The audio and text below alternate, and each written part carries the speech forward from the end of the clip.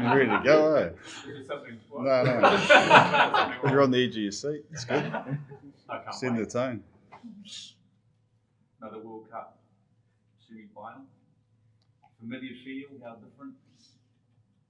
Yeah, I suppose it is a bit of familiar feel, like going back to 19, obviously playing Ireland in the quarter, and then, yeah, obviously we don't want the same result as 19, but yeah, it's good to be here, mate. It's the boys put in a massive effort. We put a lot into that week, and you're really proud, but time to reset and go again. So yeah, proud of the lads, but it's important we, I suppose, forget it.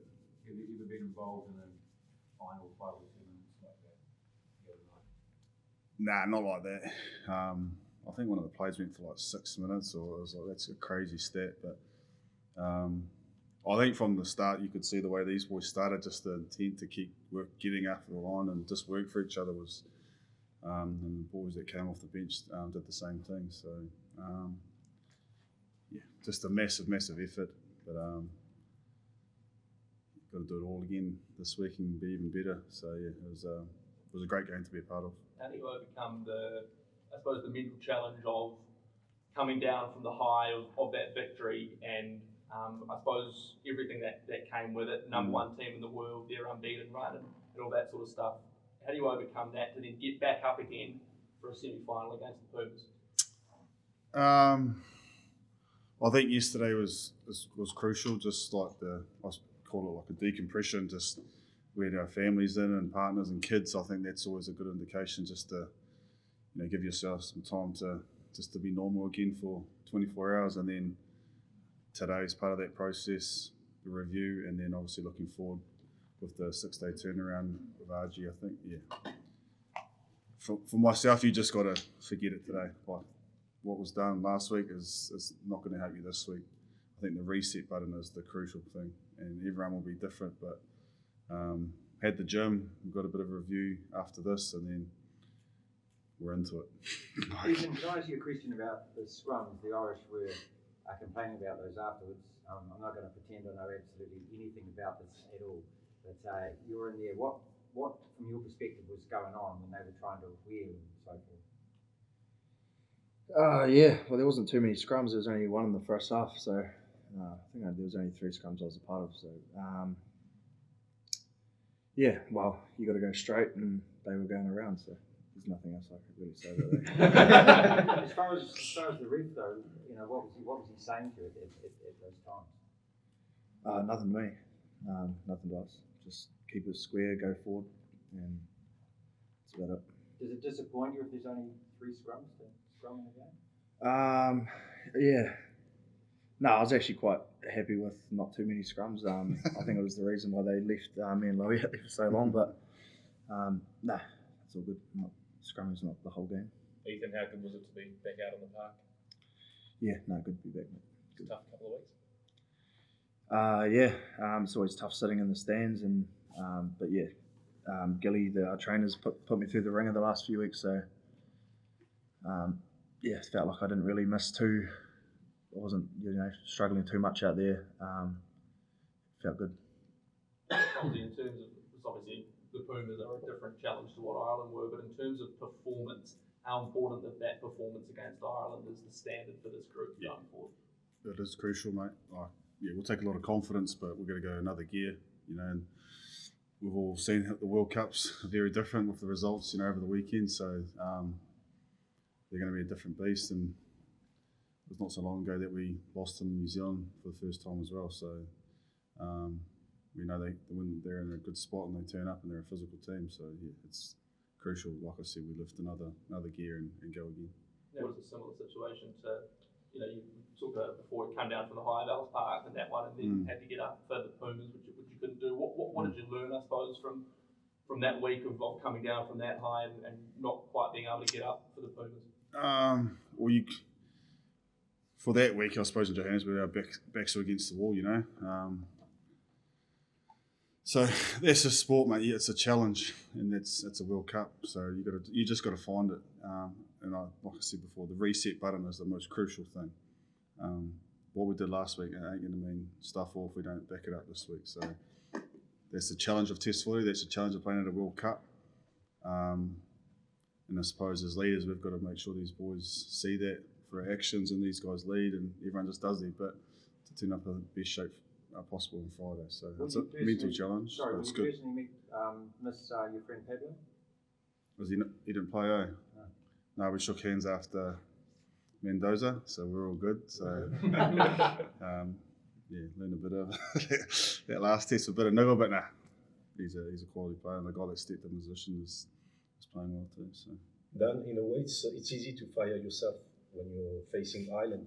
What will you tell yourself facing the Pumas, knowing that you nearly reach a final? It can be a booby trap. I don't want to be playing for a third and fourth game again against Wales, like we did in 2019. That's kind of my motivation. It's a shit league. If I'm being brutally honest, like playing for third and fourth, getting knocked out of a semi. So that's, regardless of who you're playing for, it doesn't matter. Like, you're playing in a semi-final in the World Cup, and if you don't turn up, you're in for a week that kind of tests you mentally, physically, emotionally. But I want to make sure I turn up where I am this week, and regardless of playing the Pumas, and try to get another Monday. And it's not who the opposition is, it's about us getting to the ultimate goal of playing in a World Cup final. But all our energy is into the semi-final week. With the reset, Dane, for you, do you like to be left alone, or do you like people to give you messages? Because everyone's different, obviously, and we think back to 2019 and the disappointment of losing to England at the high. So what do you learn from that England game, and how that preparation was for yourself? Like, I think it comes down to, like, the early in the week, there's obviously a lot of detail, and you got to get that right, and then towards the week goes on, I suppose for myself, I like to be left alone, and I'm a bit more grumpier than some of the other lads. But everyone will have their process, but we haven't gone through our review yet. I think that's probably the most crucial thing, that we just set the tone as a team, and then everyone will have their own process. We've got the day off tomorrow, but it'll be I suppose it'll be a bit different getting away, but you're still in the back of your head, you've got to probably have a few more conversations with your team, and just get things right. So everyone will have their different process, but it's just important that we just keep the little gut, fire in your gut to get us right for Friday. And have you found players like Colsey valuable in the last 24 hours, guys who were there sort of in 2019 who've been through the hurt and, like, say, not wanting to have another shit week of playing a third, fourth player? How valuable has it been having players like Colsey around? Yeah, well, you just got to look back into our game. I thought our leaders, stepped up, and it was easy just to follow them. Old granddad Whitelock coming on, and getting that turnover at the end. It's just experience. You can't beat it, and all I want to do is send these old boys out on a high note, and that's my drive at the moment. Just a question for both of you, maybe Colsey, if I could hear from you first. Did you guys all watch last night's game in particular, and what did you think of that spectacle between South Africa and France? And I suppose the reaction to seeing the host knock out the tournament. Yeah, I did watch it. It was a pretty high tempo game for a quarterfinal. It was a great game. I really enjoyed it. And that last 10 minutes, it could have probably swung both ways. But I suppose the team. It's funny because both teams, like Ireland and France, were really. People thought they were going to be the two dominant teams in this World Cup, and it's just the team that shows up on the day, I reckon, like prior form and means kind of nothing. So, France will be obviously disappointed being a home nation not playing, but that's just footy. And full credit to South Africa for getting the job done. They played bloody well. I bet you're not disappointed France are out of the tournament, though. Oh, we can't do much about it. Disappointed, but it'd be nice to have them again, but it's not going to happen. So, is it hard not to possibly think about South Africa? No, sorry, Sav. Completely out of your mind. Completely out of my mind. RG's the target for us, and that's all our focus needs to be on. What are the different challenges that Argentina pose from Ireland? I suppose a more probably direct, like runners and set piece game. I reckon very physical, passionate men, but still they use the ball. pretty well. Like, and we've played Argentina a lot, so we kind of know how they run. But World Cups are different, you know. Like I was saying, it's a different beast, and they'll turn up with a real passion and desire to beat us. So look forward to it. Would you reckon you feed yourself with a little bit of fear before Ireland, and do you find this fear versus the Pumas? I personally do. Like we've been in the team where we've lost to them in Aussie, lost to them in New Zealand for the first time, and that caused us, the team a lot of hurt. So I personally still have that fear of, and that fear drives you. It's good to have that, acknowledge that, and let it energise you and get to a place where you need to be. Dean, we've got time for one more. The fear of retirement, keep you motivated, doing the lawns and looking after the kids full time. I'm not thinking anything about that stuff. That, like I said, so that kind of stuff weighs me down. Just turn up each day and still want to win another Monday.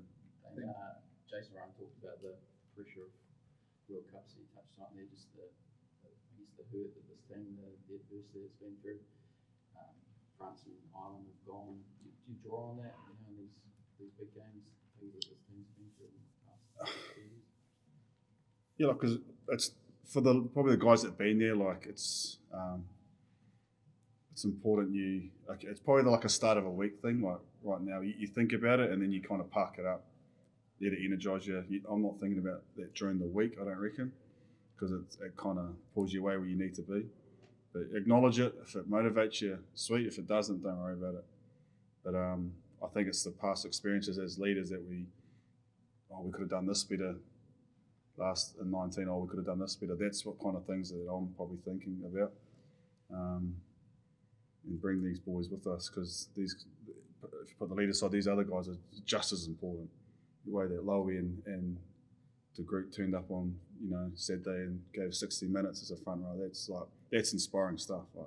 So, like I said, we've got to take a little bit of lessons, but we've got to go again and keep working hard and give ourselves a chance on Friday.